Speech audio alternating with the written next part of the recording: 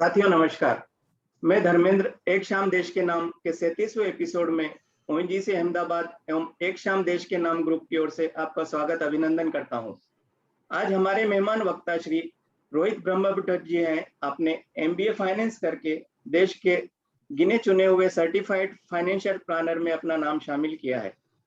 आपका एक क्षेत्र में 12 वर्षों का अनुभव है एवं आपने 100 के करीब इन्वेस्टमेंट अवेयरनेस प्रोग्राम्स, 150 वेबिनार्स एवं करीब 15,000 निवेशकों को व्याख्यान दिया है। साथ ही 200 के करीब फाइनेंशियल एडवाइजर्स को प्रशिक्षण दिया है। आप यूट्यूबर एवं ब्लॉगर भी हैं। आपके वेबिनार्स कई बड़े संस्थानों एवं कंपनियों जैसे doctors association, KJWW, ONGC, IOC, NICM, Ganpat university, LJ institute, Tata motors, Ahmedabad university एवं ल्यूपिन फार्मा आदि जगह पर हुए हैं। आप दादा भगवान फाउंडेशन से भी आध्यात्मिक रूप से जुड़े हैं। रोहित जी, आपका स्वागत अभिनंदन है। साथ ही मैं आज के कार्यक्रम की मध्यस्थता के लिए श्री राकेश सेन जी को आमंत्रित करता हूं। आप Mahindra and Mahindra auto division में वाइस प्रेसिडेंट के पद पर कार्यरत हैं तथा ऑल इंडिया सेल्स एवं फाइनेंस ऑपरेशंस देखते हैं। आप आरईसी भोपाल से इंजीनियरिंग स्नातक हैं। आपकी गरीब कन्याओं को पढ़ाई व अन्य सहायता करने वाली संस्था से भी जुड़े हैं। राकेश जी, आपका भी स्वागत अभिनंदन है। मैं राकेश जी से अनुरोध करता हूं कि वो कार्यक्रम की शुरुआत करें। राकेश जी। धन्यवाद धर्मेंद्र जी। नमस्कार। आज हमारा विषय है पैसों की कहानी, बॉलीवुड की जवानी। हम सारे लोग कभी न कभी किसी न किसी तरीके से बॉलीवुड से रुचि रखते हैं, कम या ज़्यादा, बट रुचि तो हमने कभी न कभी लाइकी की स्टेज में रखी है। एंड जब भी बॉलीवुड का नाम हमारे जहन में आता है तो 3 चीज़ें बड़ी क्लियरली निकल के आती है। बॉलीवुड है तो इसमें कहानी होगी, कहानी है तो मनोरंजन होगा, बॉलीवुड है तो पैसा तो होगा ही होगा। बट एक इम्पॉर्टेंट चीज़ है, अगर कहानी है, मनोरंजन है तो साथ में वो मैसेज भी होता है। इम्पॉर्टेंट चीज़ आज के विषय में ये है कि जो रोहित जी हमें एक बॉलीवुड का दर्शन कराने वाले हैं, इसमें कहानी भी है, मनोरंजन भी है, बट इम्पॉर्टेंट चीज़ ये है कि उस कहानी के साथ-साथ में बहुत सारे मैसेजेस हैं, जो हमें बड़े गौर से सुन के उसको निकालना है, बिकॉज़ ये ऐसे मैसेजेस हैं जो एक आम आदमी की रोज़मर्रा ज़िंदगी में डे टू डे काम आने वाले हैं और आज की स्थिति में तो बहुत ज़्यादा इम्पोर्टेंट। और यही विषय है कि पैसों की कहानी, बॉलीवुड की जवानी। धर्मेंद्र जी ने रोहित जी का ब्रीफ इंट्रोडक्शन दे दिया है, राइट? आई थिंक 2-3 चीज़ मैं रोहित जी के बारे में बताना चाहूँगा। इनकी बड़ी अच्छी क्वालिटी है, ये अपना नॉलेज दूसरे में इम्पार्ट करने में बिलीव करते हैं। इन्होंने अपना विज़न बनाया हुआ है कि 2025 तक ये 50 ईयर फैमिली में बेसिक फाइनेंशियल अवेयरनेस का काम करेंगे। ये अपने आप में एक बहुत बड़ी बात है। एक चीज़ और मैं आपको बताना चाहूँगा कि हमारे देश में आज की डेट में करीबन 1900 सर्टिफाइड फाइनेंशियल प्लानर है, 1900 पूरे देश में। और ये हमारे लिए बड़ा सम्मान की बात है कि रोहित जी उनमें से एक है और हमारे बीच हैं, राइट? सो रोहित जी, मैं आपका स्वागत करता हूँ और मैं आपको विनती करता हूँ कि हमें बॉलीवुड के दर्शन कराइए। कहानी के साथ-साथ मैसेज दीजिए। न 25 से 30 मिनट हम चाहेंगे कि आपकी कहानी में हम पूरा आनंद लें, साथ में हमारी जो भी जिज्ञासा क्वेरीज होगी फिर हम आपसे पूछेंगे। तो over to you Rohit ji. Thank you very much. Thank you sir. सबसे पहले मैं मेरा स्क्रीन शेयर कर लेता हूं ताकि मैं आपको बॉलीवुड के दर्शन करा सकूं।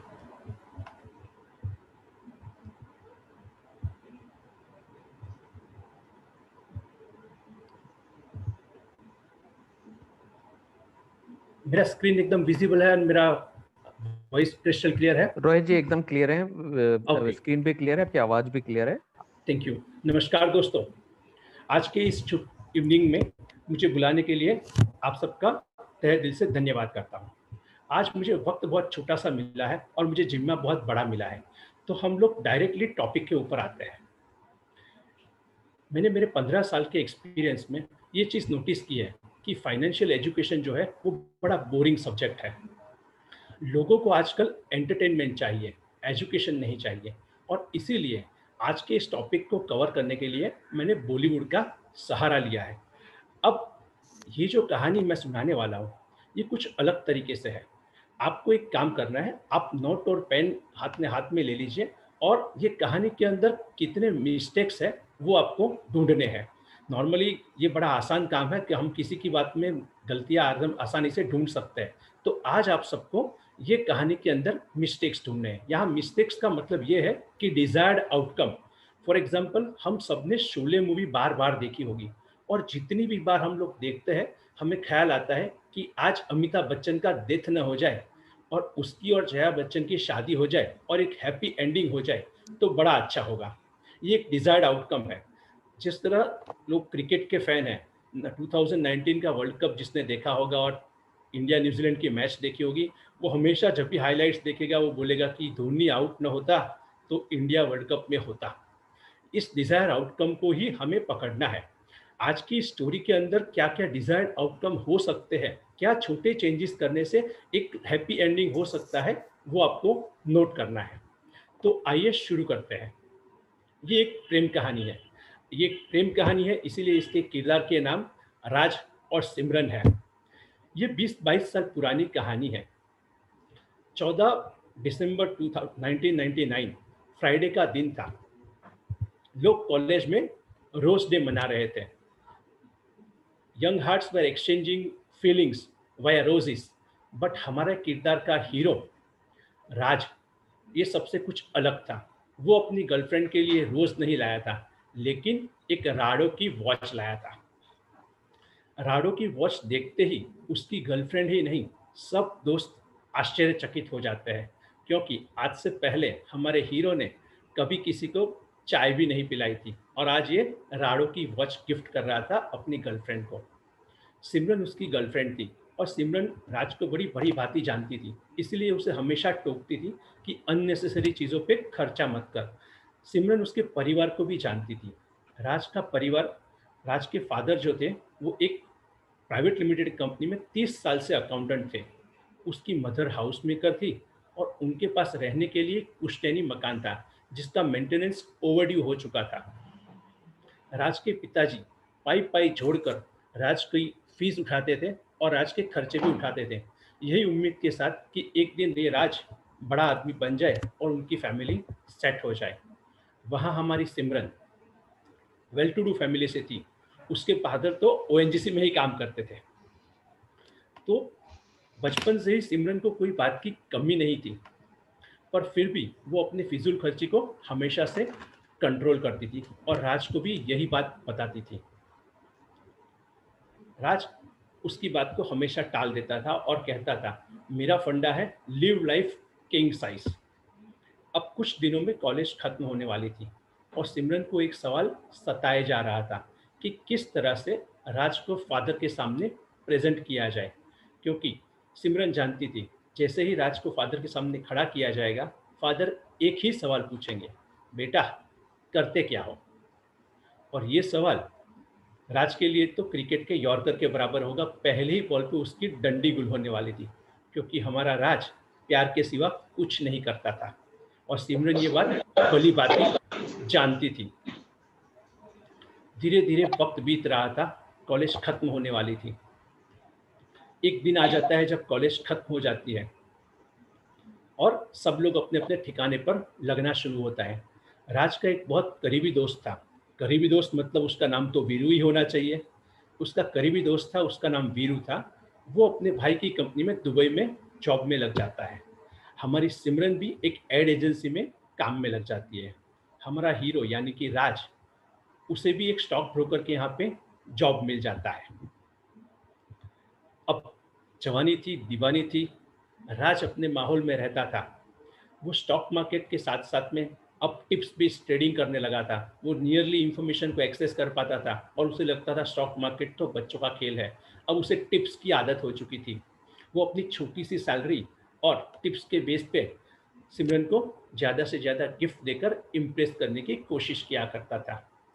लेकिन सिमरन परेशान रहती थी और हमेशा भगवान से दुआ किया करती थी कि राज को एक अच्छी जॉब मिल जाए, ताकि उसके फादर के सामने राज को खड़ा कर सके। एक दिन भगवान ने सिमरन की दुआ कबूल कर ली, और ईश्वर तो ईश्वर होते हैं, उनका तो अंदाज ही निराला होता है। जब भी देते हैं छप्पड़ फाड़ के देते हैं। राज के साथ भी ऐसा ही हुआ।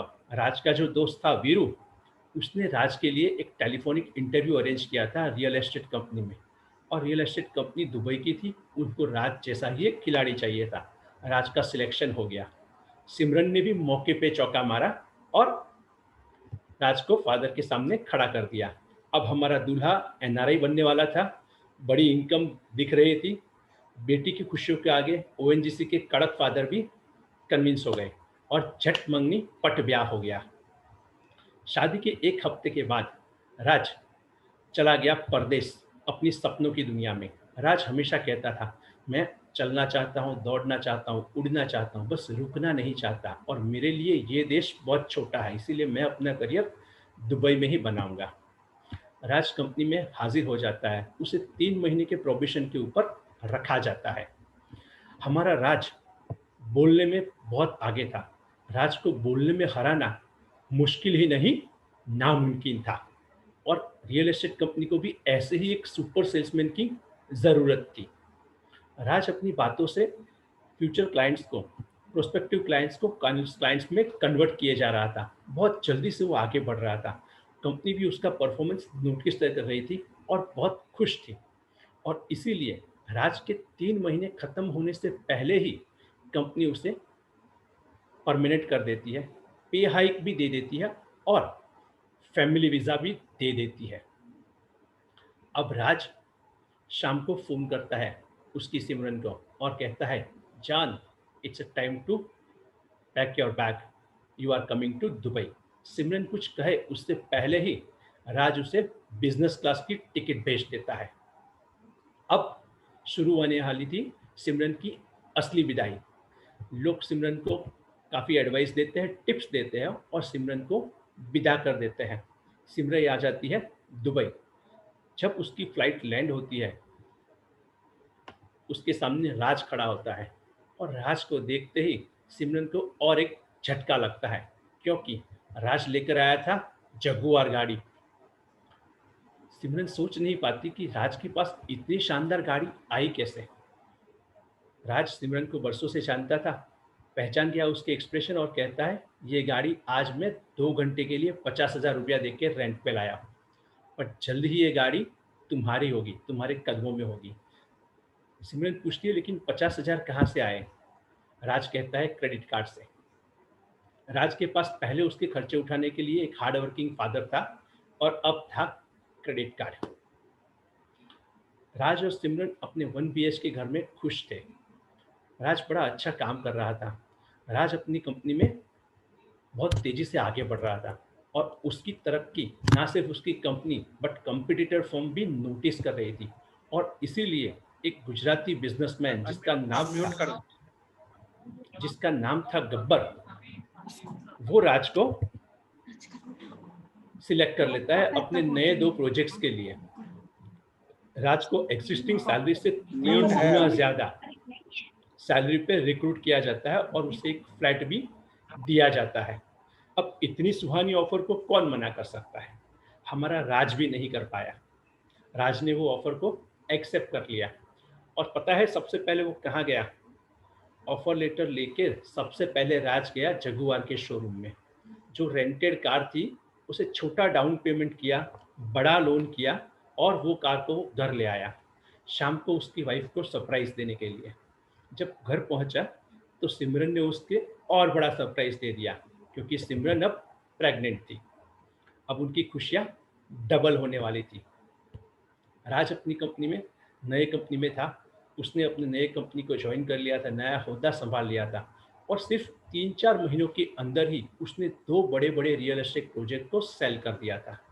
हमारा गब्बर जो राज का बॉस था वो बहुत खुश था और इसीलिए उसने 20 लाख रुपए दिए राज को इंसेंटिव की दौर पे। राज को समझ नहीं आ रहा था कि इतने सारे पैसों को कहाँ रखें। वो सिमरन की राय लेता है, जो पहले म्यूचुअल फंड में थोड़ा थोड़ा इन्वेस्ट कर रही थी जब वो जॉब कर रही थी, लेकिन अब सिमरन बिजी थी अपने बच्चे के पीछे और इस राज को कहती है, अब इसे तुम ही देखो, मैं इसमें ध्यान नहीं देने वाली। राज डिसीजन नहीं ले पाता और 2 साल तक वो पैसा बैंक अकाउंट में ही पड़ा रहता है। 2 साल के बाद में अब वो यंग लवर से एक रिस्पॉन्सिबल पेरेंट्स बन चुके थे। कामयाबी राज के पैर छुए जा रही थी, लेकिन राज की लाइफस्टाइल जो है वो उससे कहीं ज़्यादा स्पीड से बढ़ रही थी।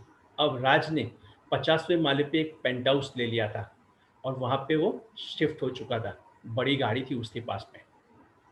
जैसा कि आप सबको पता है कि जैसे ही का ये रिटायर होता है या उसके अकाउंट में पैसे आते हैं तो बैंकर्स कैसे पीछे पड़ जाते हैं। तो राज के पीछे भी बैंकर, सेल्स मैनेजर या रिलेशनशिप मैनेजर जो भी कहे वो पीछे पड़ने शुरू हो गए और उसे लुक्रेटिव इन्वेस्टमेंट प्लान सजेस्ट करना चालू कर दिया उन्होंने। राज भी उनकी बातों में आ गया और उसने बड़े बड़े प्रीमियम वाले 4-5 इंश्योरेंस पॉलिसीज खरीद लिए, अपनी बेटी खुशी के नाम पे और अपनी बीवी सिमरन के नाम पे। राज ने पॉलिसीज खरीद लिए, अपने बिजी शेड्यूल में वो पॉलिसीज उसने अपने ऑफिस में ही छोड़ दिए और अपने काम में बिजी हो गया। अब उनकी हर वीकेंड जो थी वो क्लब में और रिसोर्ट में गुजरती थी। राज का दोस्त वीरू जब भी राज को मिलता था उसे हमेशा कहता था, राज तू फाइनेंशियली काफ़ी ग्रो हो चुका है, अब तुझे एक फाइनेंशियल प्लानर रख लेना चाहिए जो तेरे फाइनेंस को ऑर्गेनाइज कर सके और अच्छा रिटर्न दिला सके। लेकिन राज कहता था, बे यार तू दारू पी, मौज कर, ज्ञान मत दे, और उसकी बात को टाल देता था। वो एक ऐसे ही दिन पे राज, अब पूरी कायनात लगी हुई थी राज की तरक्की में, राज को हेल्प करने में। राज के जो भी वो पासा डालता था वो सही हो जाता था। एक दिन राज, सिमरन, वीरू और उसकी वाइफ चारों एक रिसोर्ट में गए हुए थे। राज न्यूज़पेपर पढ़ रहा था और न्यूज़पेपर की हेडलाइन क्या देखता है वो, there is a crash in American market, American stock market. ये हेडलाइन को पढ़ने के बाद में राज उसे जोर से दोहराता है और कहता है, देख मैं ना कहता था स्टॉक मार्केट चाहे इंडिया का हो या अमेरिका का एक सट्टा ही है, उसमें कभी पैसा नहीं मिलता। और इसीलिए मैं तो हमेशा रियल एस्टेट का फ़ैन हूँ। जितने भी पैसे आज तक बचे थे मैंने अलग अलग जगह के प्रोजेक्ट्स में डाल दिए हैं, अंडर कंस्ट्रक्शन प्रोजेक्ट्स में, जो कभी ना कभी बहुत अच्छा रिटर्न्स दे जाएंगे मुझे, क्योंकि रियल एस्टेट में कभी मंदी आती ही नहीं है, उसके लिए हमेशा बायर तैयार रहते हैं। उसके दिमाग में भी एक थॉट थी कि ज़मीन और रियल एस्टेट लिमिटेड है और डिमांड अनलिमिटेड है, ये उसकी थॉट्स थी। बट उसे क्या पता था, भगवान जब देता है तो छप्पड़ फाड़ के देता है, जब लेता है तो झाड़ू मार के ले लेता है। अब यही फाइनेंशियल मार्केट की मंदी जो थी वो फिजिकल मार्केट में भी आने लगी थी, रियल एस्टेट मार्केट में आने लगी थी।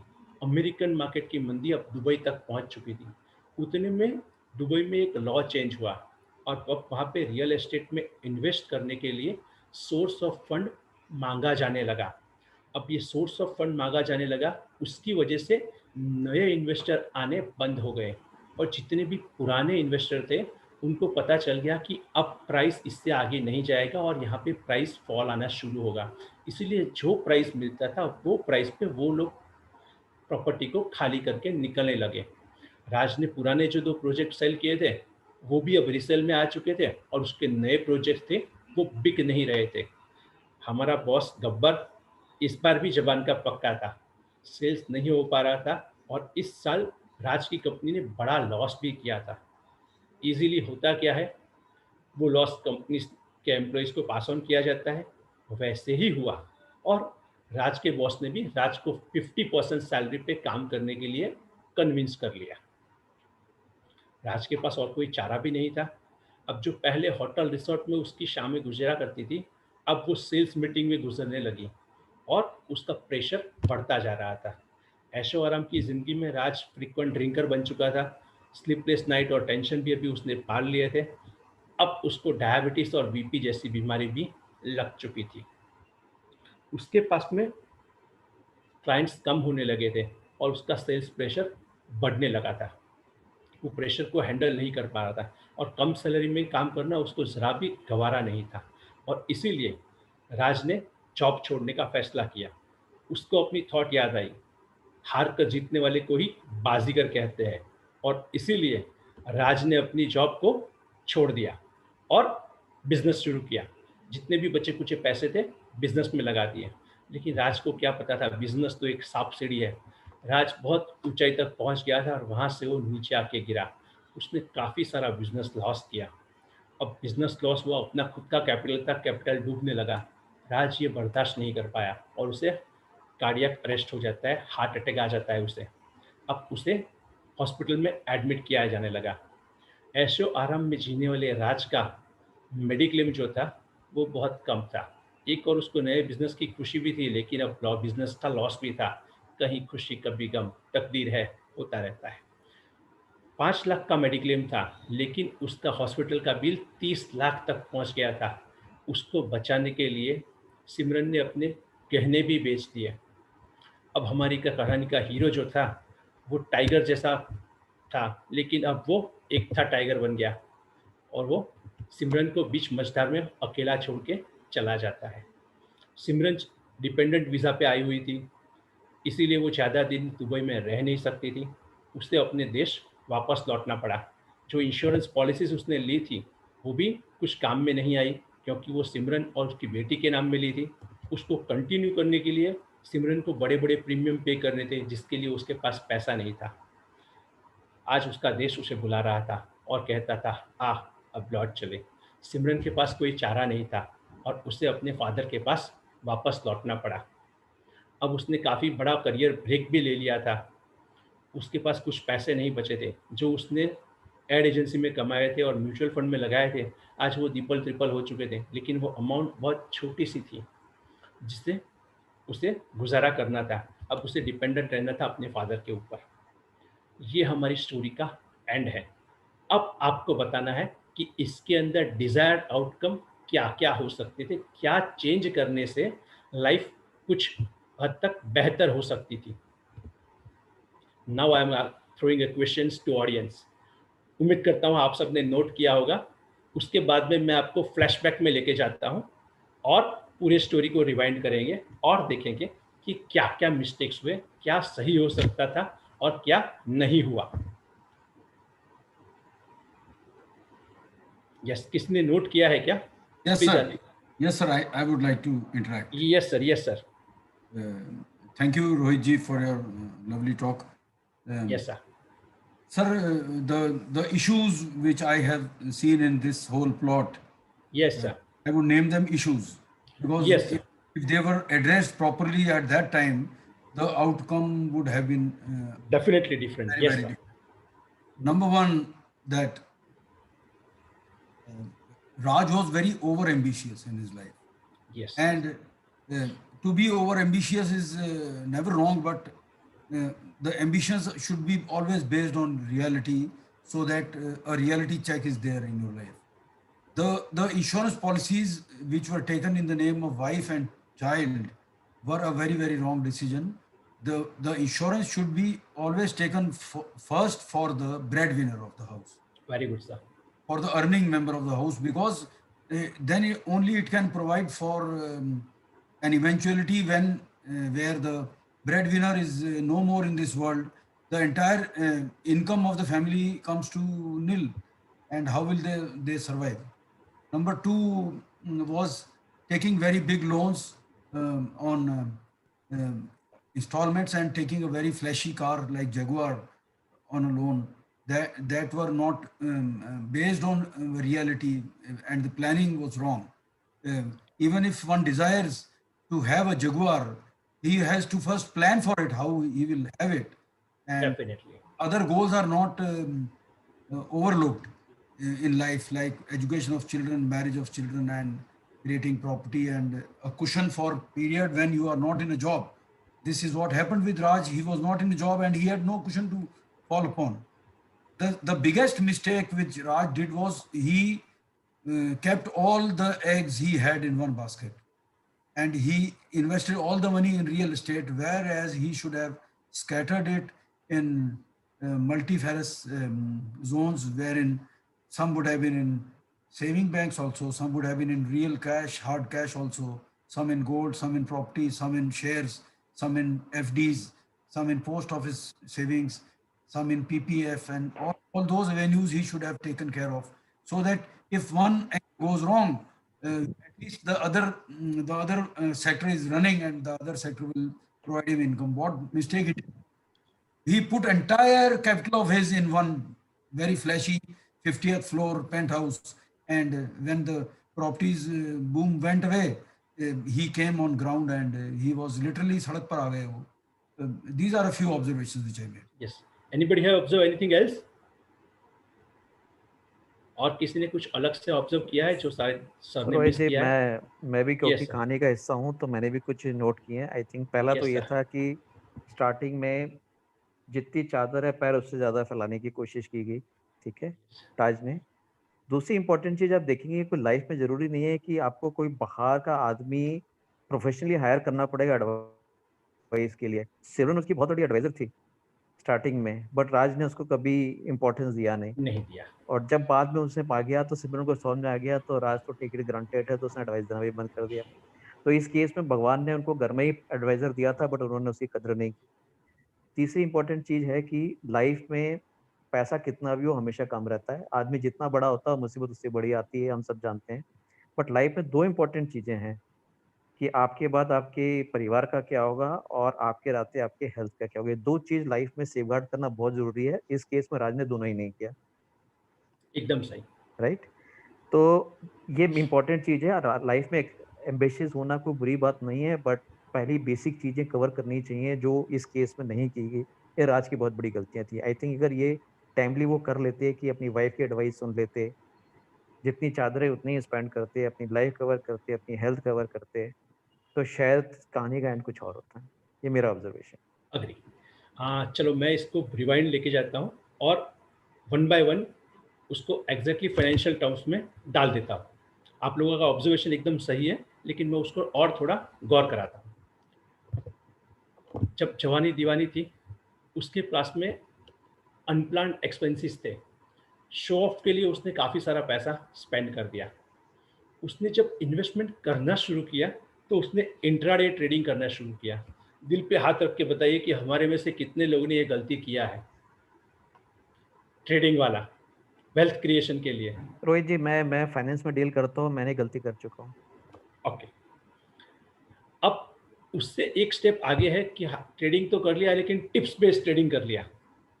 लोग राह देख के कि आज मेरे को एक जोरदार स्टॉक मिल जाएगा जो आज ही 3 गुना हो जाएगा, और इसकी चाह में वो रोज कितना ही पैसा बर्बाद करते हैं। आउट ऑफ बजट एक्सपेंस करके उसने घर ले लिया, और उसको आदत पड़ गई थी मिनिमम ड्यूज पे करने की क्रेडिट कार्ड की। जो उसको क्रेडिट कार्ड से उसने 50,000 दे के वो 2 घंटे का दे के आया था। अब मिनिमम ड्यूज से ये सबसे ज़्यादा यंगस्टर ये ट्रैप में फंस जाते हैं, क्योंकि जैसे उनका अच्छा कंपनी में जॉब मिलता है। मैंने काफ़ी ट्रेनी आते हैं मेरे पास ONGC में, जो अलग अलग पेरोल पे लगे हुए होते हैं, और वो भी ये ट्रैप में लग जाते हैं क्योंकि उनको बड़ी कंपनी मिल जाती है, तो bankers are very much ready to offer them credit card. और अब एक क्रेडिट कार्ड यूज़ करते हैं और उसका बिल भरने के लिए दूसरा क्रेडिट कार्ड यूज़ करते हैं, और वो साइकिल चले जा रहा है। और क्रेडिट कार्ड एक ऐसी बीमारी है जो 36% इंटरेस्ट चार्ज करती है, और एक यंग इन्वेस्टर उसके ट्रैप में फंस के कभी EMI के चक्कर से बाहर नहीं आता है। सेकंड, उसने एक्सपेंसिव कार ले ली, जैसे सर ने नोट किया था, EMI दे दिया, बहुत बड़ा EMI ले लिया। 20 लाख रुपये 2 साल तक उसके सेविंग्स अकाउंट में पड़े रहे।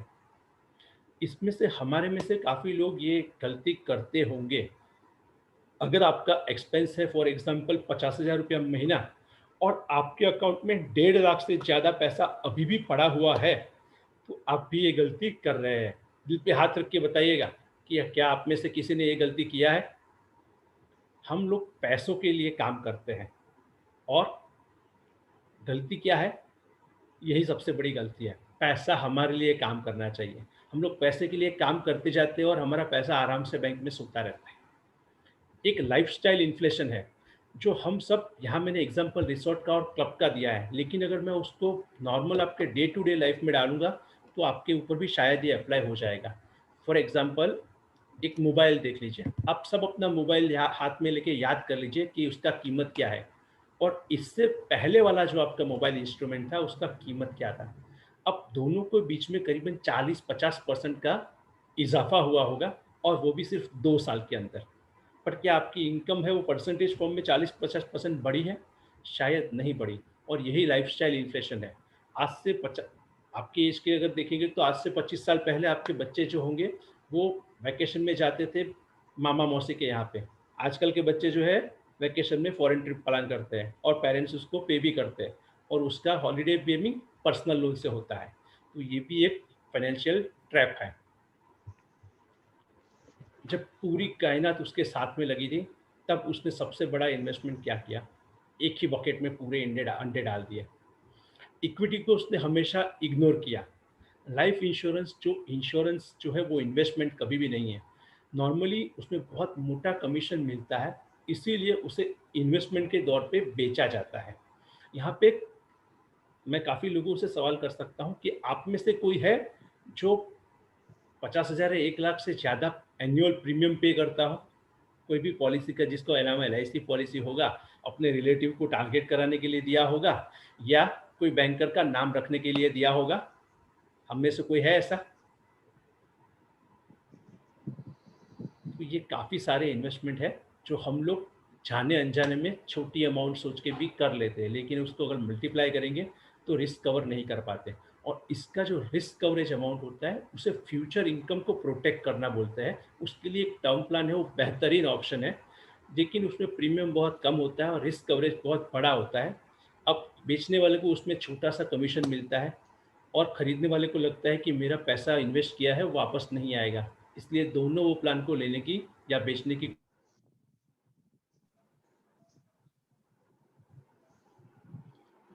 उसका मेडिक्लेम 5 लाख का। अगर ये सेमिनार मेरा ONGC में नहीं होता और कहीं पे होता, तो यहाँ पे भी ये दिक्कत आ सकती थी कि उनका एवरेज मेडिक्लेम जो होगा वो 5 लाख का होता है। ये हमारे जो अगर जितने भी डेटा एनालिसिस किएंगे उसमें हाईएस्ट समय से एवरेज जो रहा है वो 5 लाख से ज़्यादा नहीं रहा है।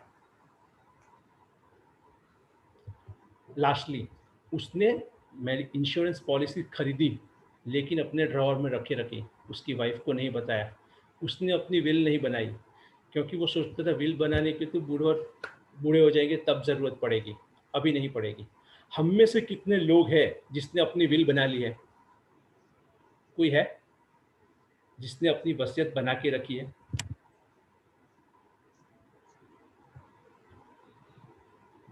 ये बहुत ज़रूरी है, क्योंकि वसीयत कब बनानी चाहिए? मरने से एक दिन पहले। आपको पता है आप कब मरने वाले हैं, मतलब आपकी वसीयत आज ही बनी होनी चाहिए। ये वसीयत अगर नहीं बनी है तो आपके फैमिली को भी आप रात से थोड़े कम दिक्कत में तो डाल ही देंगे। उम्मीद करता हूँ मैं आपके कहानी के द्वारा एक फाइनेंशियल कंसेप्ट आपको समझा पाया होगा। Now I am ready for question and answer if any. Rohit ji बहुत बहुत धन्यवाद, आपकी कहानी बहुत इंटरेस्टिंग थी। मैं कुछ क्वेश्चन पूछना चाहूँगा before it goes to audience. I think ये बेसिक क्वेश्चंस हैं जो आम आदमी के क्वेश्चंस हैं। हाँ जैसे जी। आपने बड़ा ब्यूटीफुली समझाया इन सब चीज़ों को, बट आप एक चीज़ बताइए ज़रा, एक आम आदमी के दिमाग में रहता है कि मैं कोई भी पैसा इन्वेस्ट करूँ तो मुझे गारंटेड इनकम मिलनी चाहिए। ओके। ये हमारे परिवार में बहुत सालों से चला आ रहा है कि आप बैंक में FD कर दो, इंटरेस्ट आता रहेगा और बड़ा सेफ है, कहीं पैसा जाने वाला नहीं है। बट हम सब जानते हैं डे बाय डे वो इंटरेस्ट रेट कम होते जा रहा है। अदर साइड में मार्केट बेस्ड ऑप्शंस अवेलेबल हैं, जहाँ पे थोड़ा-सा रिस्क लें तो प रिटर्न अच्छा आता है। अब एक आम आदमी क्या करे? ओके। तो थोड़ा-सा आप बताना चाहेंगे इस बारे में? Yes sir. पैसे कमाने के बहुत सारे रास्ते हैं, लेकिन कमाए हुए पैसों को सही जगह पर पैसे कमाने के सिर्फ 2 ही रास्ते हैं। एक, आप किसी को ब्याज पे पैसा दे दो। दूसरा, आप किसी के अच्छे बिज़नेस में पैसा लगा दो। एक लेमैन, मैं ये स्क्रीन शेयर है वो मैं चालू ही रखता हूँ। एक लेमैन है जो कुछ नहीं समझता, वो अपने पैसे को कहाँ लगाता है? वो अपने पैसे को बैंक के पास रखता है। बैंक उसे फिक्स्ड डिपॉज़िट देता है। ये जो ऑप्शन है, वो है कि इंडिविजुअल ने बैंक को पैसा ब्याज पे दे दिया, राइट? अब बैंक क्या करेगा वो पैसों का? बैंक वो पैसों का स्मॉल वेंडर्स को लोन देगा। आपको मुझे 10-11% तक, 6 से लेके 10-11% तक लोन देगा। ये छोटा वेंडर अगर है, मान लो कि वो ONGC का ही वेंडर है, तो वो क्या करेगा? वो अपना पैसा है वो रॉ मटेरियल में लगाएगा। वो एक रॉ मटेरियल तैयार करेगा और एक बड़ी कंपनी को बेच देगा। 10% पे लिया है तो 15% तो रखेगा प्रॉफिट। अब बड़ी कंपनी क्या करेगी? ये बड़ी कंपनी जो है उसे एक ब्रांड दे देगी और फिनिश गुड में कन्वर्ट करके आपको और मुझे बेच देगी 50-60% मुनाफे के ऊपर। अब ये जो है वो पूरा इकोनॉमिक साइकिल है। इन्वेस्टर ने पैसा बैंक को दिया, बैंक ने वेंडर को दिया, वेंडर ने कंपनी को दिया, कंपनी ने माल बेच दिया। अगर ये इकोनॉमिक साइकिल कंप्लीट नहीं होती तो इंडिविजुअल ने जो पैसा बांटा वो कंपनी के पास आता नहीं, कंपनी के पास पैसा नहीं आता तो उसको पेमेंट नहीं कर पाता, इसको पेमेंट नहीं कर पाता तो बैंक के पास पैसा नहीं आता, और बैंक के पास अगर पैसा नहीं आता तो इन्वेस्टर के पास भी ये पैसा नहीं पहुंच पाता। तो ये सर्कल ऑफ इकोनॉमी है, वो कभी डिस्टर्ब हो गया तो ये इंडिविजुअल के पास भी पैसा नहीं आएगा। तो दूसरा रास्ता क्या है, आप ये कंपनीज के अंदर डायरेक्ट शेयर्स खरीद लो, उसके बिजनेस में पार्टिसिपेट कर लो। दूसरा रास्ता, पहला रास्ता ब्याज पे दे दो, दूसरा उसके बिजनेस में पार्टिसिपेट कर लो। अगर आपने ये नहीं किया है, फिर भी क्या आपने मार्केट में पैसा लगाया है? अगर कोई ऐसा बंदा है जिसने आज तक मार्केट में इन्वेस्ट नहीं किया, फिर भी हम उसकी लाइफस्टाइल को देखेंगे तो उसने कुछ ना कुछ पैसा बाजार में इन्वेस्ट किया होगा। चलिए देखते हैं कैसे। हम सुबह उठ के ब्रश करते हैं, सबसे पहला पैसा हम कॉलगेट को देते हैं। नहाने जाते हैं, हम पैसा हिंदुस्तान यूनिलीवर को देते हैं। ये सब हम बाद में करते हैं, सबसे पहले हम मोबाइल ओपन करते हैं, आइडिया, एयरटेल या जियो को पैसा देते हैं। आप ऑफिस के लिए गाड़ी निकालते हैं, आप मारुति को पैसा देते हैं। आपकी गाड़ी में 4 टायर लगे, आप एमआरएफ को पैसा देते हैं। गाड़ी के अंदर आप पेट्रोल डालते हैं, आप आईओसी बीपीसीएल को पैसा देते हैं। ऑफिस से घर आके आप थक जाते हैं, बाहर खाना खाने का मूड करता है आपका, आप मैकडोनल्ड्स को पैसा देते हैं। मूवी देखने जाते हैं, आप पीवीआर को पैसा देते हैं। थक कर आप सो जाते हैं तो आप स्लीप वेल को पैसा देते हैं। ये सारा चीज़ आप करते हैं। तो आप पैसा मार्केट में लगाए या ना लगाए, दोनों तरीके से आप बाजार का हिस्सा तो है। अब ये दोनों तरीकों में कितना डिफरेंस है वो मैं आपको बताता हूँ। अगर किसी को बैंक में पैसा रखना है तो सबसे सेफ बैंक जो है वो एसबीआई है। तो किसी ने अगर एसबीआई में 1 लाख रुपया लगा दिया आज से 16 साल पहले 2005 में, तब रेट ऑफ इंटरेस्ट 10% हुआ करता था। अब मैं एज्यूम करता हूँ कि रेट ऑफ इंटरेस्ट चेंज नहीं हुआ है, तो ये 1 लाख रुपया है वो 4.5 लाख रुपया बन जाता। एक अच्छा निवेश है। लेकिन उस दिन उसके बैक ऑफ द माइंड क्या होगा कि ये गारंटेड पैसा है, मुझे वापस मिलेगा। अगर ये कंपनी को उसका पैसा एसबीआई को वापस लौटाना है तो उसे 16 साल प्रॉफिट करना होगा, और वो प्रॉफिट करेगी तो ही आगे दे सकती है। तो क्यों ना हम वो कंपनी के प्रॉफिट में हिस्सेदार लग दें। अगर उस दिन पे उसने 1 लाख का शेयर ना खरीदा होता, 1 लाख का एफडी ना किया होता और 1 लाख का शेयर खरीदा होता, तो क्या हुआ होता? तो उसको करीबन इतना पैसा मिला होता। वो 1 लाख रुपए का तब शेयर प्राइस 21 रुपये था, आज उसको 4,600 शेयर मिले थे जो 10 गुना हो गए, और टोटल वेल्थ जो उसको मिला वो करीबन 2 करोड़ के आसपास मिला, जिसे 17 लाख का डिविडेंड है। अब एक इन्वेस्टर को रिस्क और रिटर्न का ट्रेड ऑफ देखना है, और अपने रिस्क एपेटाइट के हिसाब से अपने फाइनेंशियल प्लानर के साथ में बैठ के ये दोनों चीज़, गारंटी और नॉन गारंटी का कॉम्बिनेशन बनाना है। क्योंकि जिस वक्त rate of interest down scenario में है, आपको ज़्यादा पैसा बॉन्ड में लगाना है, और जब इंटरेस्ट रेट नीचे आ गए हैं आपको इक्विटी बाजार में ज़्यादा पैसा लगाना है। ये दोनों का कॉम्बिनेशन लेके एक इंडिविजुअल अपना अच्छा पोर्टफोलियो बना सकता है। रोहित जी, इसी से जुड़ा हुआ मेरा दूसरा क्वेश्चन है, तो आप क्या एडवाइस करते हैं कि इन्वेस्टमेंट आदमी को खुद खुद अपने समझ से करना चाहिए या एडवाइजर मस्ट है? सो हम ओके बोलते हैं ना, do your investment versus financial advisor. आप क्या सजेस्ट करते हैं एक middle class, upper middle class आदमी के लिए? ओके। अब ये हमारे यहाँ पे बहुत कल्चरल चेंज ज़रूरी है। हम हमारे बच्चे को स्कूल में पढ़ाने के लिए टीचर रख लेते हैं, लेकिन हम उसे कभी फाइनेंशियल नॉलेज नहीं देते, और हम लोग भी खुद भी कभी फीस दे के फाइनेंशियल नॉलेज लेने का कोशिश नहीं करते हैं। अब एक फाइनेंशियल एडवाइज़र का काम क्या होता है? उसका काम सिर्फ आपको स्कीम सजेस्ट करना है? नहीं। अब आजकल तो ये सब गूगल में हो जाता है, तो उसका काम आपको स्कीम सजेस्ट करने का नहीं है। उसका काम है वो आपका हैंड होल्ड करना है, और आपको कब डिसीजन कैसे लेना है उसमें हेल्प करना है। फॉर एग्जांपल, कितने सारे इन्वेस्टर थे जो स्टॉक मार्केट में या म्यूचुअल फंड में जुड़े हुए थे, लेकिन लास्ट मार्च में जब कोरोना का वजह से मार्केट में फॉल आया, मार्केट से निकल गए और उन्हें पानी ले लिया कि अब मार्केट में कभी नहीं आएंगे। It was a right time to invest. और अब अगर आप देखो तो उसमें से बहुत सारे इन्वेस्टर हैं जो आज खुद अपने हिसाब से पैसा लगाते हैं, और 3 साल बाद मैं यहाँ से लिख के दे सकता हूँ कि और ये 3 साल के बाद ये सारे इन्वेस्टर रोएंगे। तो एक फाइनेंशियल प्लानर जो होता है उसको ना रख के आप थोड़ा सा कॉस्ट बचा लेते हो, लेकिन उसको रखने के बाद आप क्या कर सकते हो उसका मैं एक सैंपल दिखाता हूँ। आप सबने शायद फ्रैंकलिन का फियास्को सुना होगा, लास्ट ईयर हुआ था कि उसने 6 स्कीम्स बंद कर दी थी। इसमें से एक स्कीम है, और ये ओएनजीसी के एक इन्वेस्टर का पैसा है, जो उसका 1,74,00,000 हमने लगाया था, और 1.5 साल के अंदर 9.5% पैसा हमने कमाया। लेकिन एक फाइनेंशियल प्लानर का काम क्या है, ये स्कीम में हमने भी पैसा लगाया था, लेकिन ये देखिए हमने इन्वेस्टर को मैसेज भेजा 16 नवंबर को कि I have initiated a switch transaction from Franklin ultra short term fund, क्योंकि ये फंड के अंदर वोडाफोन का एक्सपोजर है और अगर इसका डिफॉल्ट हुआ तो 4.5-5% कैपिटल से कम हो जाएगा। इन्वेस्टर ने हमारी बात मान ली और पैसा स्विच कर लिया। 17 जनवरी 2020 में वो एक्चुअल में हो गया और हमने एक्सपेक्ट किया था उससे ज़्यादा पैसा डाउन हो गया और एक महीने के बाद में तो पूरा स्कीम ही वाइंड अप हो गया। ये रोल है फाइनेंशियल प्लानर का, इसमें से बहुत सारे पैसे इन्वेस्टर के वो बचा सकता था। सेकेंडली, हम लोग एसआईपी करते हैं, हम लोग डायरेक्ट फंड में भी एसआईपी करते हैं। ये एक फंड मैंने सिलेक्ट किया है जो डार्लिंग ऑफ द मार्केट था। अब मैंने ऐसा चूरा पीरियड लिया है जो बहुत तेजी में भी नहीं था और बहुत मंदी में भी नहीं था।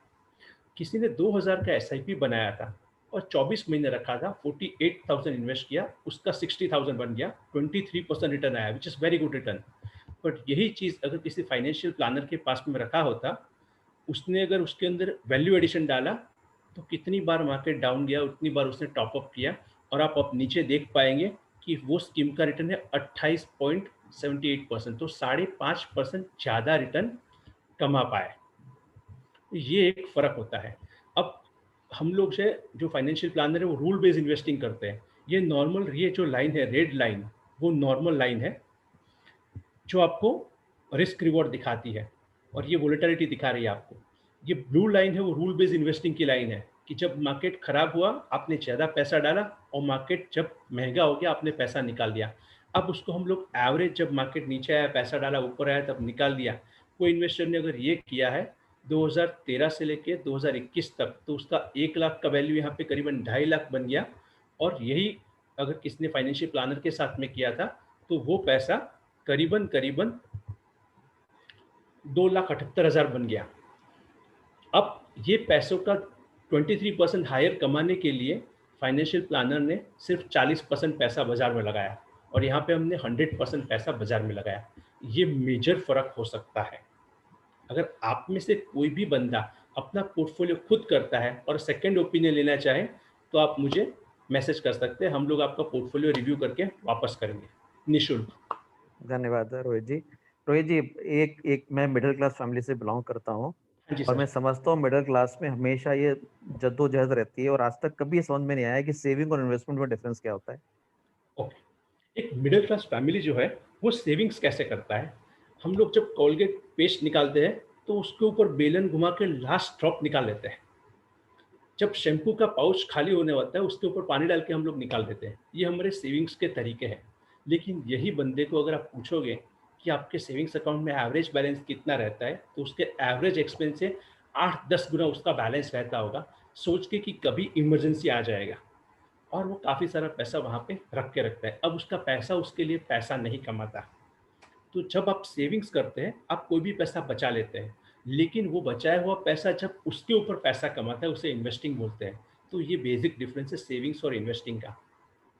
ओके, क्योंकि आपने ये बात की है, बड़ी अच्छी बात की आपने, तो आप थोड़ा सा हमें बताएंगे कोरोना काल में इमरजेंसी फंड जो है उसकी इंपॉर्टेंस क्या है और कैसे करना चाहिए इसको। ये कोरोना काल ने जैसे हमको ऑनलाइन मीटिंग सिखा दिया वैसे ही सबको इमरजेंसी फंड का अहमियत समझा दिया।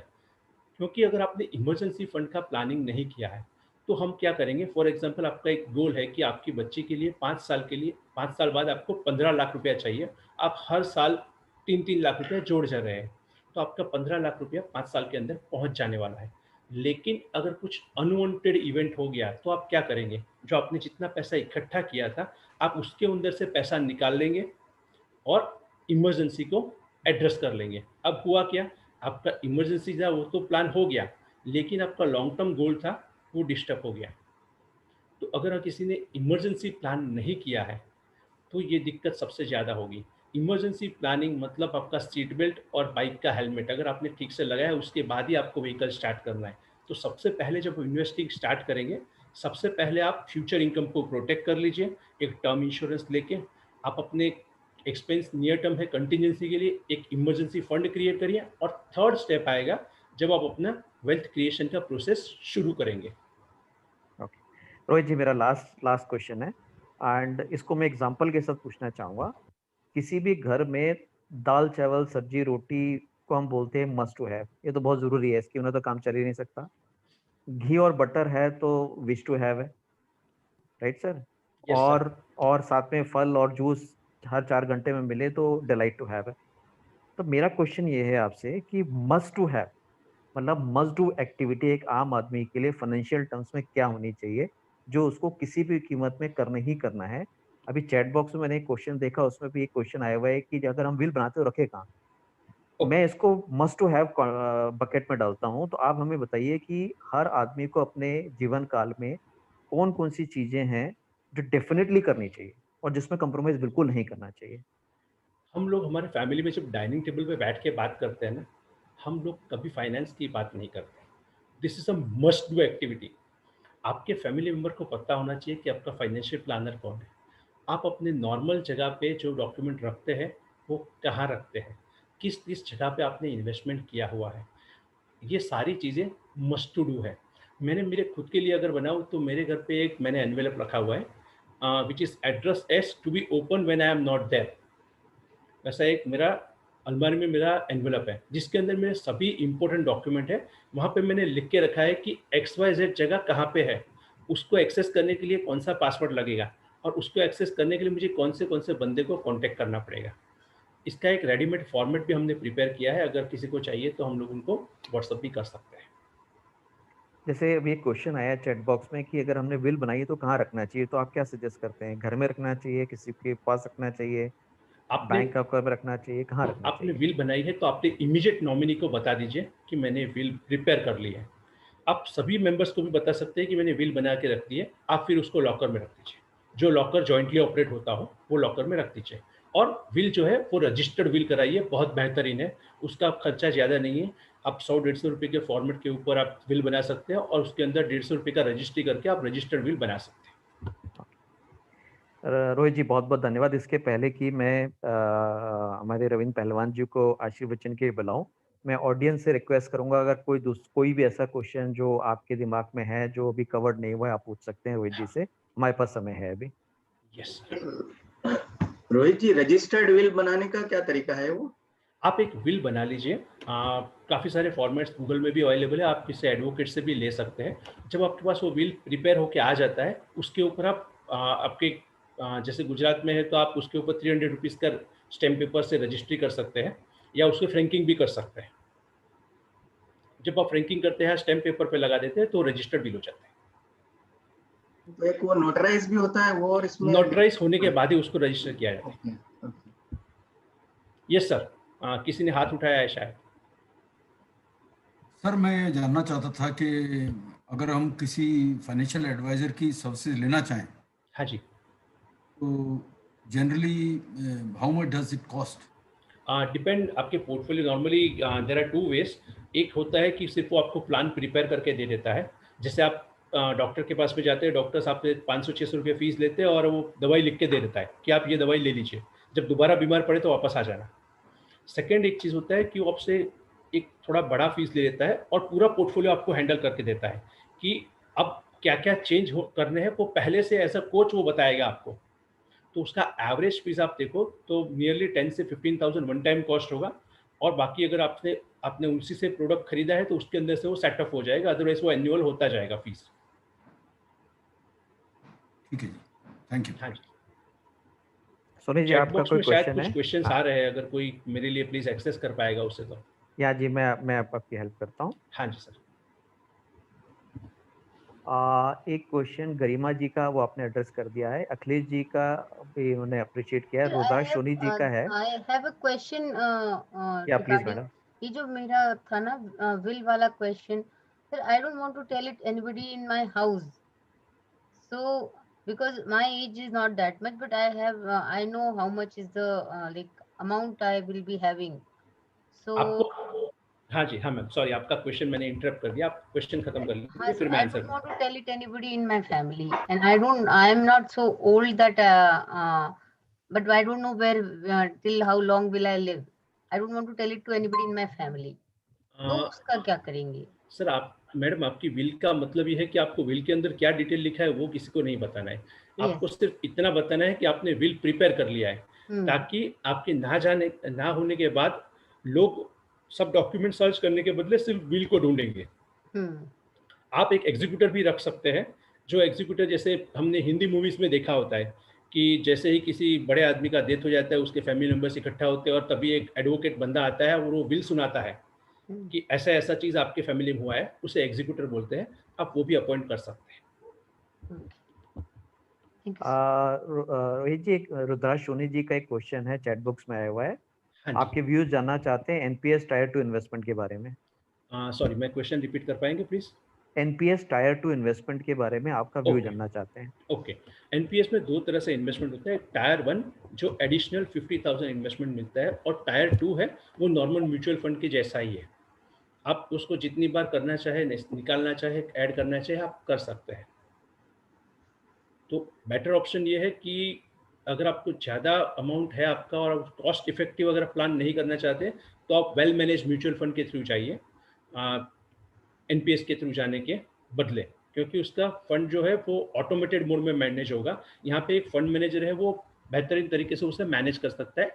आप उसको फंड मैनेजर स्टाइल के हिसाब से 4-5 फंड मैनेजर के अंदर डिवाइड भी कर सकते हैं। जैसे किसी ने मल्टी कैप ले लिया, स्मॉल कैप ले लिया, कॉम्बिनेशन ऑफ फंड ले लिया, बैलेंस ले लिया, ईटीएफ ले लिया, ये सारी चीज़ आप इसके अंदर ले सकते हैं। अब जब आप गवर्नमेंट एनपीएस लेते हैं तो उसमें लिमिटेड ऑप्शंस रह जाते हैं। रोहित जी, अखिलेश जी का क्वेश्चन है कि जो टर्म प्लान होता है वो वार्षिक आमदनी का कितना गुना होना चाहिए? आइडियल क्या रेशियो होना चाहिए? आइडियल वो उसका वार्षिक आमदनी के बदले नहीं, पर हमारा जो वार्षिक आमदनी माइनस लायबिलिटी है प्लस एसेट है, उसका कॉम्बिनेशन लेना चाहिए। फॉर एग्जांपल मैं दिखाता हूँ कि अगर कोई बंदे का सैलरी है 1 लाख रुपया, अब उसके पास में 40 लाख का लोन है, तो उसका इनकम कैसे हो गया? तो फॉर एग्जांपल 1 लाख रुपया जो है उसको प्रोटेक्ट करना है सबसे पहले। तो अगर किसी का सैलरी जो है 1 लाख, तो उसको मिनिमम 2 करोड़ का सम एश्योर्ड लेना होगा, ताकि अगर 2 करोड़ को अगर बैंक में रख दिया और 6% रेट ऑफ रिटर्न आया तो 1 लाख रुपया इनकम प्रोटेक्ट हो गया। लेकिन इसके पास 40 लाख का होम लोन भी है, तो उसका इंश्योरेंस अमाउंट जो है वो 2.4 करोड़ होना चाहिए। एवरेज अगर 30 साल का बंदा है तो उसको 25 से 30 गुना इंश्योरेंस कवर मिल जाता है सैलरी के हिसाब से। मेरे ख्याल से और कोई क्वेश्चन है नहीं, चैट बॉक्स में एटलीस्ट नहीं है। सो आइडियल सिचुएशन तो बहुत अच्छी लगती है ये, पर जब उसको 2 करोड़ 40 लाख रुपए का प्रीमियम पे करना होता है तो वो उसके लिए बड़ा टफ हो जाता है। सर उसको अगर हम टर्म इंश्योरेंस ही एक रास्ता बच जाता है उसको। टर्म इंश्योरेंस ही रास्ता है सर, वही एक इन्वेस्टमेंट प्लान है, बाकी सब बेकार है। एक सर मैं ऐड करना चाहता हूँ आपकी कही हुई बातों में, जो मैंने खुद प्रैक्टिकली लाइफ में अपने अडॉप्ट किया। जब भी मैंने कभी कोई लोन लिया है, हाँ जी, मैंने उसकी इक्विवेलेंट अमाउंट का इंश्योरेंस कवर जरूर लिया है, because I was working by default bank को भी ऑप्शन दिया गया है। I was working in a bank, so I had this knowledge that why should I leave a liability on my family when I suppose I अब bank भी ये option cover करने लगी है सर कि आपका इंश्योरेंस कवर बाय डिफॉल्ट हो जाता है। लेकिन फिर भी मैं आपको एडवाइस करता हूँ कि आपको बैंक का बाय डिफॉल्ट कवर नहीं लेना चाहिए, आपको इंडिविजुअल कवर लेना चाहिए। क्योंकि बैंक क्या करेगा, जब तक आपका लोन बाकी है तब तक उसको कवर करेगा, उसके बाद में वो छोड़ देगा। और ज़्यादातर लोग क्या करते हैं, लोन लेने के 10 साल के अंदर लोन पे कर देते हैं। जब वो 30 साल का बंदा घर लिया था, 40 साल का हुआ तब तक लोन पे कर दिया, इंश्योरेंस कवर जीरो हो गया। अगर उसने 2 करोड़ का टर्म पॉलिसी अपने खुद से लेके दिया होता तो वो पॉलिसी शायद 50-60 साल तक चलता रहता है। टर्म इंश्योरेंस बेस्ट ऑप्शन है इसके लिए, बेस्ट ऑप्शन है सर। Best option. सर मैंने एक यहाँ पे लिंक डाला है, अगर किसी को अपना पोर्टफोलियो के लिए सेकंड ओपिनियन लेना है तो ये लिंक के अंदर अपना नाम और ईमेल आईडी एड्रेस कर देंगे, मेरा टीम उनको कांटेक्ट कर लेगा। मैंने चैट बॉक्स में टू एवरीवन एक मैसेज डाल दिया है। ठीक है, थैंक यू। ठीक है रोहित जी, बहुत बहुत धन्यवाद। थैंक यू आपको कि अब कोई क्वेश्चन नहीं है तो मैं रोहित सर एक सर पूछूंगी क्वेश्चन। सर ये एक बैंक से दूसरे बैंक में अपन लोन जो एक शिफ्ट करते रहते हैं, तो मतलब इधर से पूरा का पूरा जितना है, we have to take more loan and we keep on shifting from one bank to the other bank. So how does that is it helpful or we should not do that? We should definitely do that. It is a sign of informed investor. For example, अगर आपने कहीं private bank से loan लिया है और rate of interest falling scenario में है, आपका रेट ऑफ इंटरेस्ट जो है वो फॉर एग्जांपल 8.5% है और नया जो बैंक है वो 7% पे ऑफर कर रहा है, राइट। अब आपका प्राइवेट बैंक होगा या नेशनलाइज भी होगा एसबीआई को छोड़ के कोई भी बैंक, तो आपके नए इन्वेस्टर के लिए 7% होगा, लेकिन पुराने के लिए 8.5 चलता जाएगा, right. When you are inform investor, आप बैलेंस ट्रांसफर रिक्वेस्ट करेंगे तो आपका रिक्वेस्ट बैंक तक पहुंचते ही बैंक क्या करेगा, आपका रेट ऑफ इंटरेस्ट से एटलीस्ट 7.2 तक तो ले आएगा, ताकि वो 20 पैसा तो कमा लेगा। अगर बैंक वो ध्यान नहीं देता है तो आप नेक्स्ट वाले पे ट्रांसफर कर सकते हैं, आपको ये बेनिफिट मिलता जाएगा। As a part of financial plan में ये सबसे कराता हूँ। थैंक्स। वेलकम। गवर्नमेंट एम्प्लॉइज के लिए थोड़ा सा डिफरेंस रहता है ना रिगार्डिंग इन्वेस्टमेंट? मैडम आप थोड़ा क्वेश्चन को एलोबरेट कर पाएंगे, मतलब किस तरह से डिफरेंस आप पूछना चाहते हैं? जैसे कि I am a government employee, I am a class 1 officer, ये हम लोगों का जो गवर्नमेंट की तरफ से सारे insurance claim and GPF and all are have been done by government, तो वो हमारा इन्वेस्टमेंट रहता ही है। उसके अपार्ट हमको फिर हमारा अगर सैलरी बैंक में जमा होता जाता है तो उसके लिए फिर हमें क्या करना चाहिए? अब एक चीज़ है, सबसे जो गवर्नमेंट एम के आपकी एज से हिसाब से लगता है कि एक आपको डिफाइंड पेंशन होता है और एक कंट्रीब्यूशनरी पेंशन होता है, तो आपको डिफाइंड पेंशन मिलने वाला है, राइट, कि आपका पेंशन पहले दिन से फिक्स हो जाता है। वो तो जो हाँ वो है, अब उसके अबाउ पर मतलब जो पैसा बैंक में पड़ा है उसका क्या करें?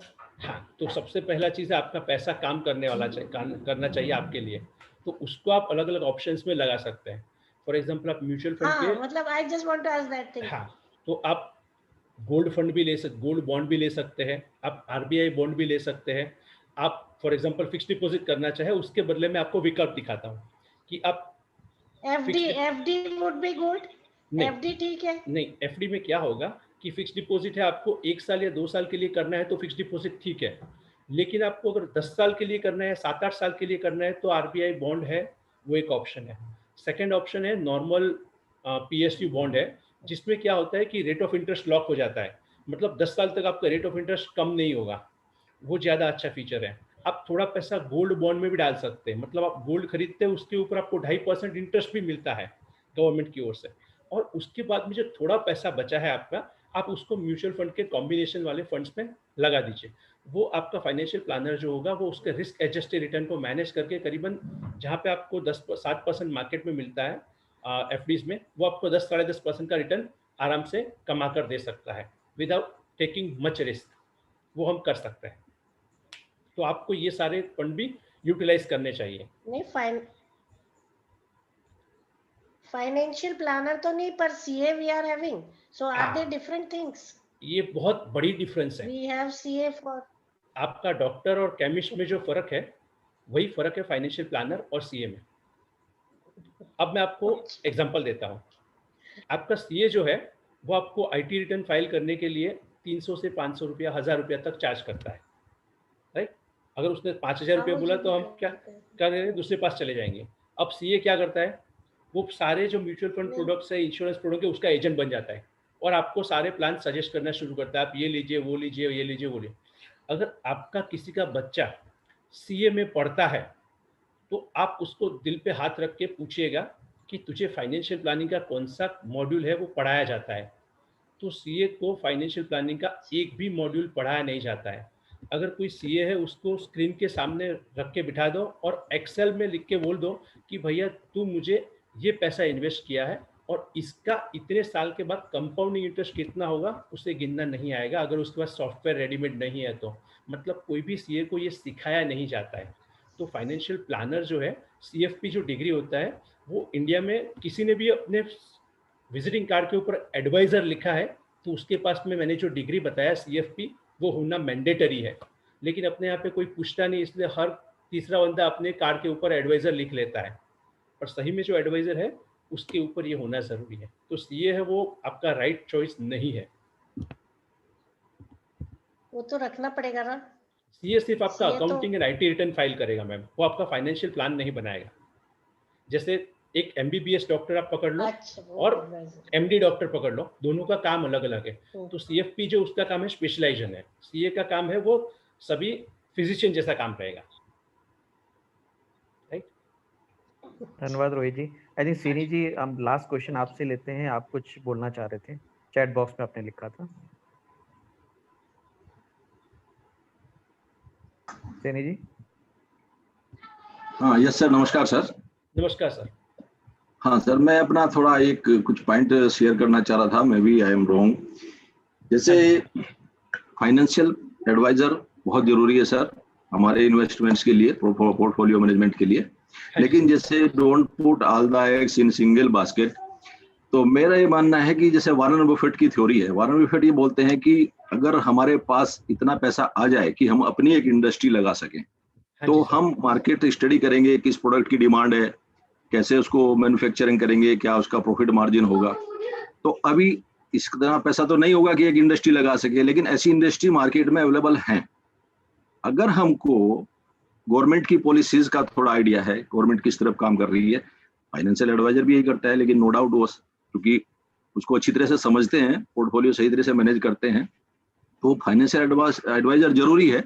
लेकिन एक पार्ट, अपनी सेविंग का एक पार्ट खुद की अगर स्टडी करके, जैसे मैं एग्जांपल देता हूँ, 2014 में ये गवर्नमेंट बनी तो नो डाउट वाटर मैनेजमेंट पे काम सबको पता था कि ये गवर्नमेंट करती है, गुजरात में हम काफी टाइम से हैं तो यहाँ पे भी किया है।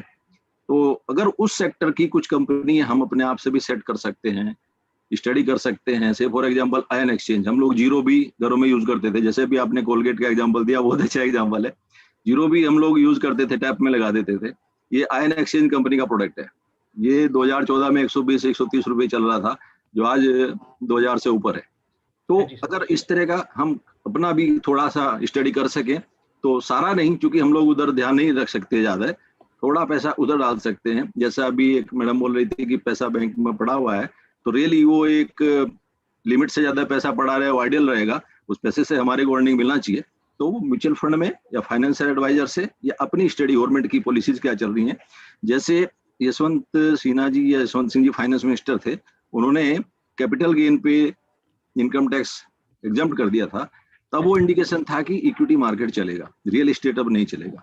जब ये नोटबंदी आई तो ये नहीं कि ब्लैक मनी जो रियल एस्टेट में रोटेट होता था वो बंद हो जाएगा, तो वो पैसा रियल एस्टेट से हट करके इक्विटी मार्केट में आएगा। तो ये मेरा मानना है कि फाइनेंशियल एडवाइजर जरूरी है, सीए का रोल अलग है, फाइनेंशियल एडवाइजर जरूरी है। और हम अपनी भी स्टडी करके अगर कोई ऐसी कंपनी सिलेक्ट करें तो उसमें कुछ इन्वेस्ट किया जाए, तो नो डाउट उसमें रिटर्न ज्यादा मिलेगा, लेकिन रिस्क है थोड़ा, इसलिए थोड़ा हिस्सा अपना सेविंग का उधर इन्वेस्ट करें तो मुझे लगता है थोड़ा ठीक है। Thank you sir. ये आप कर सकते हैं, हम लोग ये हमेशा कर सकते हैं, लेकिन इसमें ये देखना है कि मैं कितना एफर्ट्स डालता हूँ और मैं कितना रिटर्न कमाता हूँ। उससे बेटर ये है कि आपने जो नॉलेज इकट्ठा किया है, वो नॉलेज को आप अपने फाइनेंशियल प्लानर के साथ में डिस्कस करिए। वो आपको शायद 2 अच्छे ओपिनियन निकाल के दिखाएगा कि ये शायद ये कर सकते हैं, या तो XYZ और एक ऑप्शन कर सकते हैं। मैं आपको सिर्फ एग्जांपल देता हूँ कि जब 2003 में सेंसेक्स की 30 कंपनियां थी, उसमें से आज 23 कंपनियां नहीं है। वो इंडिया की टॉप 30 कंपनीज थी, उसमें से आज सेंसेक्स के अंदर 23 कंपनियां नहीं है, सिर्फ 7 कंपनियां हैं। तो उस वक्त की वो कंपनी बेहतरीन थी, लेकिन अब वो जैसे जैसे माहौल बदल के आ गया, गवर्नमेंट पॉलिसीज बदल रही है, वो कंपनी निकलती गई और उसके बाद में दूसरी कंपनीज आ गई। अगर कुछ नहीं समझ आता तो क्या करना है, इंडेक्स में पैसा लगा देना है। मतलब आपने इकोनॉमी में पैसा लगा दिया, अब जो भी सेक्टर चलने वाला होगा वो उसके अंदर आ जाएगा और उसमें आपका पार्टिसिपेशन हमेशा बना रहेगा। जी, बिल्कुल सही कह रहे हैं आप। मेरा पॉइंट ये है कि अपनी जो स्टडी है वो शेयर कीजिए फाइनेंशियल एडवाइजर के साथ। यस, डेफिनेटली करनी चाहिए। उसमें आप ज्यादा इनपुट दे पाएंगे और आपका फाइनेंशियल प्लानर अच्छा होगा तो आपके बेस के ऊपर कुछ एक्शन वो भी लेगा और वो भी कुछ सीखेगा। राइट सर, सही बात है सर। शायद 1-2 क्वेश्चन और आ गए हैं चैट बॉक्स में, एक मिनट देख लेता हूँ। नहीं सर, ओके। एक रिक्वेस्ट है ब्रावत मैडम की तरफ से कि थोड़ा स्क्रीन शेयरिंग बंद कर दिया तो हम आपको क्लोजली देख पाएंगे, क्योंकि परफेक्ट। अभी कोई फर्दर क्वेश्चन नहीं है तो मैं अग्री, मैंने कर लिया है स्क्रीन शेयर। हाँ जी, धन्यवाद। सो मैं आशीर्वाद बच्चन के रविंद्र पहलवान जी को आमंत्रित करूंगा कि हमको संबोधित करें।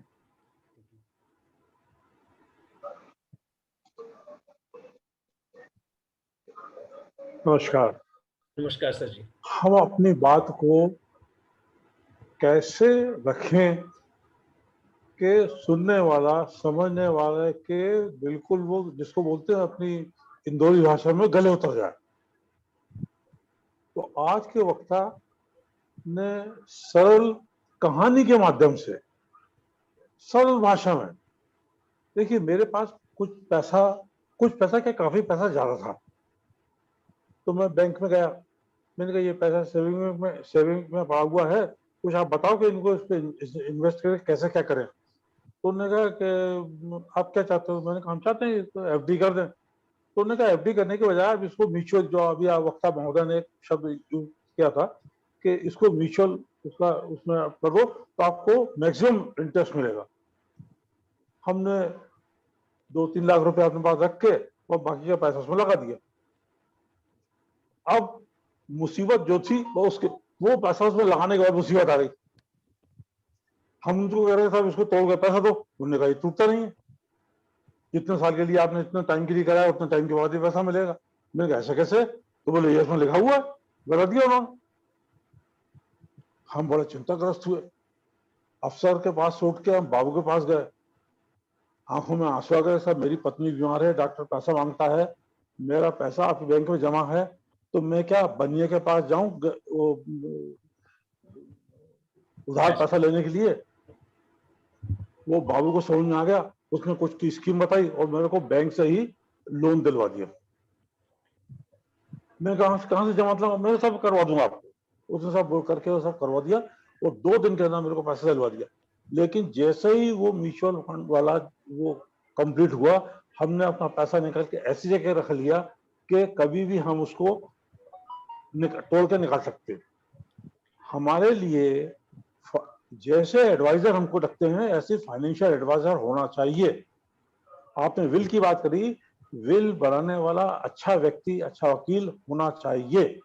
वकील को कैसे रखना है, विल को कैसे रखना है, कहाँ रखना है, मैडम प्रश्न पूछी थे, हम बताना नहीं चाहते हैं कैसे, वो आपको एडवाइजर सब बता देगा। सलाहकार के पास तो जाइए, सलाहकार तो रखिए, सलाहकार की सलाह लीजिए। आज की जो वार्ता हुई है, जो कहा है, सामान्य आदमी के समझने के लिए बहुत अच्छी बात कही है, बहुत अच्छी सलाह दी है। मैं अपनी संस्था की ओर से आज के वक्ता को नमस्कार करता हूं और उनको बहुत बहुत शुभकामनाएं देता हूं। धन्यवाद सर। धन्यवाद सर। राम नारायण सोनी जी, आप थोड़ा समराइज करेंगे प्लीज, मैं आपको आमंत्रित करता हूं। सबको नमस्कार। आज का सेशन रोहित जी बहुत इंटरेस्टिंग लगा, इसलिए इंटरेस्टिंग कि कहानी अगर साथ में चलती है तो कहानी कुछ इंस्टेंसेस, इवेंट्स, एक्टिविटीज़, सारी चीज़ें एक साथ लेके चलती है। और जहाँ तक मैं साहित्य से जुड़ा हूँ तो मैं ये समझता हूँ कि एक कहानी अगर पर्दे पे चल रही है तो हर पार्टिसिपेंट या हर देखने वाला, हर दर्शक उसमें अपने आप को जोड़ लेता है। ऐसा लगता है कभी कभी कि वो साथ में चल रहा है। एक स्थिति में आपने हमें ऐसा कर दिया था कि हम राज के साथ चल रहे थे, कोई राज की बाकी रेस्ट ऑफ द फैमिली के साथ चल रहे थे। तो आपकी ये, जैसे आप फाइनेंशियल प्लानिंग कर रहे हैं तो आपने ये जो प्लान किया है, मैं इसकी तारीफ करूंगा कि आपने ऐसा बढ़िया प्लान किया कि उसमें हम साथ में चले, अपने आप को उसमें फिट किया। हम अपने अपने रिसोर्सेज समझ रहे थे कि हमारे पास ये रिसोर्सेज हैं, हो सकता है कि बाकी सब लोग बता नहीं रहे हो, लेकिन उनके अपने रिसोर्सेज, जो फाइनेंशियल रिसोर्सेज हैं, जो सेविंग्स है, जो इन्वेस्टमेंट्स हैं, वो उनके दिमाग में ये साथ में चल रहे थे। और बट नेचुरल कहीं ना कहीं ये हमको लाइफ में गाइड करेंगे। कुछ टिप्स मैंने जो समझा वो इस तरह से हैं। हालांकि आज के क्वेश्चन आंसर और आज का मॉडरेटर ये बहुत बड़ा बैलेंस था। ये हमारा प्रयोग नया था, पर मॉडरेट हमारे सेन साहब जो है बहुत प्रश्न अच्छे ले रहे थे, ऐसे प्रश्न जो हमारे भी थे और उनके उत्तर भी वो समझ रहे थे कि ये पहुंच रहे हैं कि नहीं पहुंच रहे हैं। उन्होंने क्रॉस क्वेश्चन जो किया वो अच्छा किया। हमारे पुरी साहब जो हमारे थिंक टैंक है, हम उसको नमस्कार अलग से करते हैं। उनका भी ये कहना था कि अभी अभी जो बोला था, जो वक्ता हैं वो जो दे रहे हैं वो सबको इस ताजगी में है, सब समझ रहे हैं, जो कि बहुत अच्छी स्टोरी से के साथ में चल रहा था, तो सबको मैं समझता हूँ समझ में आ गया होगा। तो इसको अलग से शॉर्ट करने की बहुत मैं ज़्यादा उसको ज़रूरी समझ नहीं रहा हूँ। फिर भी जो मैंने नोट किया ये है कि insurance is not investment, all egg should not be put in the same bag. अपने इन्वेस्टमेंट को डाइवर्सिफाई करके इधर उधर उधर कहीं जहाँ बेहतर लगे, बेहतर कहाँ लगे एडवाइजर के अनुसार। अब ज़्यादातर लोग एडवाइजर के पास जाने लायक सेविंग या उनके पास इतना पैसा नहीं होता। अगर होता भी है तो वो सेविंग्स जो है इमरजेंसी फंड के लिए, जैसे आपने भी बताया कि सेविंग रीजन जो है एक मेजर रीजन है।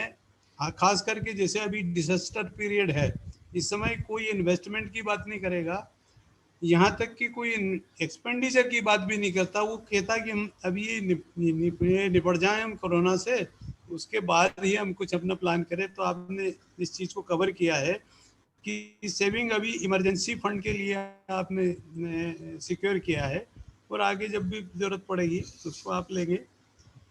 आप क्वेश्चन के आंसर भी आप बहुत बढ़िया दे रहे थे। तो कुछ चीज़ें जो अलग से मुझे लगी ये है कि टर्म डिपॉजिट वर्सेस जो टर्म डिपॉजिट आपने बताया कि वो एक एश्योर्ड प्लान जरूर है, पर बेनिफिशियरी प्लान नहीं है।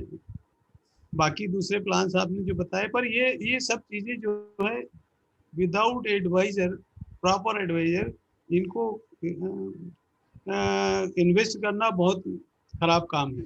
मैं भुक्तभोगी हूँ कि बिरला जैसी कंपनीज है उनमें शेयर किसी के कहने से ले लिए, और वो ऐसा नहीं कि वो शेयर होल्डर बोल रहे हैं या शेयर बेचने वाले बोल रहे हैं, हम किसी फ्रेंड के कहने से अरे ये अच्छा चल रहा है, जीआर मैग्नेट अच्छा चल रहा है, तो कुछ बहुत सारी कंपनीज के नाम बताए ये अच्छा चल रहा है, तो उसमें प्रॉपर एडवाइजर ना हो तब ये दिक्कतें हो सकती है। तो ये अच्छी आपने गाइडेंस दिया है कि भाई एडवाइजर आपने सही होने चाहिए। बाकी चीज़ें सेल्फ एक्सप्लेनेटरी लग रही थी आज, और सब बेनिफिट इसका सबको मिला होगा। मैं पूरी ऑडियंस को बहुत बहुत धन्यवाद करता हूँ, आभार मानता हूँ। खास करके हमारे धर्मेंद्र जी जो हमारे सूत्रधार भी हैं और जो हमारे को ये सब अवेलेबल करा रहे हैं। आपसे हम मुलाकात कर पाए, सुषमा जी का तो क्या कहें हम, वो उसके बिना तो मतलब वो ये कुछ संभव था ही नहीं। ये बहुत अच्छा काम कर रही हैं। देश में जन जागृति लाना है तो इस तरह के उपाय चलते रहने चाहिए। बहुत बहुत धन्यवाद, आभार से। धन्यवाद सर। पुरी साहब, आप ऑफिशियली वोट ऑफ थैंक्स करके हम इसका समापन करेंगे। सो पुरी साहब। रोहित जी, आपकी बातें बहुत सबको आसानी से समझ में आई हैं, और आपने जिस तरह की इंफॉर्मेशन को शेयर किया हमारे साथ, हम उसके लिए आपके बड़े बड़े आभारी हैं। और हमारी प्रथा है, हम थैंक्स में आपको सैल्यूट करेंगे सब जने। तो आपका बहुत बहुत धन्यवाद है sir. Thank you sir, thank you. धन्यवाद Rohit ji, thank you sir, सबकी तरफ से। सो